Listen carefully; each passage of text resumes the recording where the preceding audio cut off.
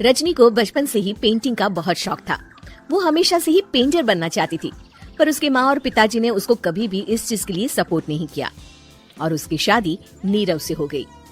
नीरव रजनी को बहुत प्यार करता था, पर रजनी हमेशा चुपचाप ही रहती। वो इस शादी से खुश नहीं थी। वो ये शादी नहीं करना चाहती थी। उसे तो हमेशा से पेंटर जो बनना था। अपने इस सपने को वो नहीं पूरा कर पाई, इसलिए वो हमेशा उदास रहती थी। रजनी, बहुत ही बढ़िया फिल्म लगी है, कल देखने चले? नहीं जी, कल मुझे बहुत काम है, मैं नहीं जा पाऊंगी। अच्छा तो कोई बात नहीं, संडे को चलते हैं। देखिए, मुझे फिल्म देखना पसंद नहीं है, आपको जाना है तो चले जाइए। नीरव को मना करके रजनी वहाँ से चली जाती है और अपने बैग को खोलकर उसमें बंद पड़े ब्रश और कलर्स को देखकर रोने लगती है। रजनी, चलो ना कहीं बाहर खाने चलते हैं, कुछ तुम्हारी पसंद का। जी मुझे नहीं जाना, मेरी तबीयत ठीक नहीं है। रजनी वहाँ से चली जाती है। नीरव को समझ नहीं आता कि रजनी उससे इतना दूर क्यों रहती है। वो जब भी उसके साथ वक्त बिताना चाहता है, रजनी कोई ना कोई बहाना बना देती है। एक दिन घर पर कोई नहीं था। रजनी घर का सारा काम जल्दी से खत्म कर लेती है। घर पर अकेले होने के कारण वो सोचती है कि वो आज पेंटिंग करेगी। वो अपने कमरे में जाकर पेंट ब्रशेस और कलर्स निकालकर जैसे ही कलर मिक्स कर रही होती है कि दरवाजे पर बेल बज जाती है। अब कौन आ गया इस वक्त? इतनी मुश्किल से तो मुझे पेंट करने का मौका मिला है।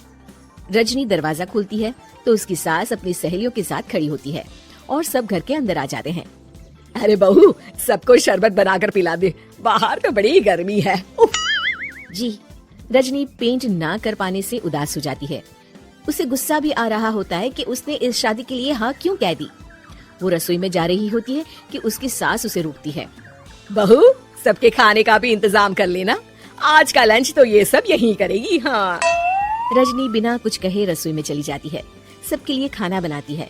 सब खाना खाते हैं और रजनी घड़ी देखती है कि ये सब कब जाएंगे ताकि वो अपनी पेंटिंग कर सके।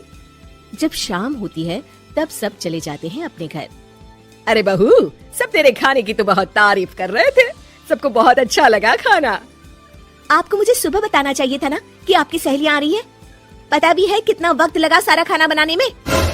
अरे बहू, तू ऐसे कैसे बात कर रही है मुझसे? तो और कैसे बात करूं?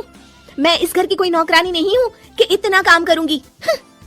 रजनी अपने कमरे में जाकर दरवाजा बंद कर लेती है। शाम को जब नीरव आता है तो उसकी माँ उसे पूरी घटना के बारे में बताती है। क्या रजनी ने आपसे इस तरह बात की माँ? हाँ, और पता नहीं उसे क्या हो गया है, शाम से बाहर भी नहीं आई है। मैंने तो कई बार आवाज दी, खाना भी नहीं खाया उसने। तू ही बात करके देख ले बेटा। नीरव अपने कमरे का दरवाजा खटखटाता है। रजनी, दरवाजा खोलो, मैं हूँ।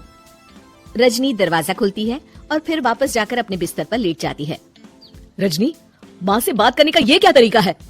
मैंने कोई गलत बात नहीं की है। अरे तुम क्यों ऐसे बर्ताव कर रही हो सबके साथ? क्या तुम इस शादी से खुश नहीं हो? रजनी कुछ नहीं बोलती। अरे बताओ मुझे रजनी, क्या ये शादी तुम्हारी मर्जी के खिलाफ हुई है? हाँ, मैं ये शादी कभी नहीं करना चाहती थी। तुमसे क्या, मैं किसी से भी शादी नहीं करना चाहती थी। रजनी रोने लगती है। चुप हो जाओ रजनी, बताओ मुझे, तुम क्यों नहीं करना चाहती थी शादी? रजनी बेड के नीचे से अपने पेंटिंग्स, कलर्स, ब्रश, पेपर्स निकालती है।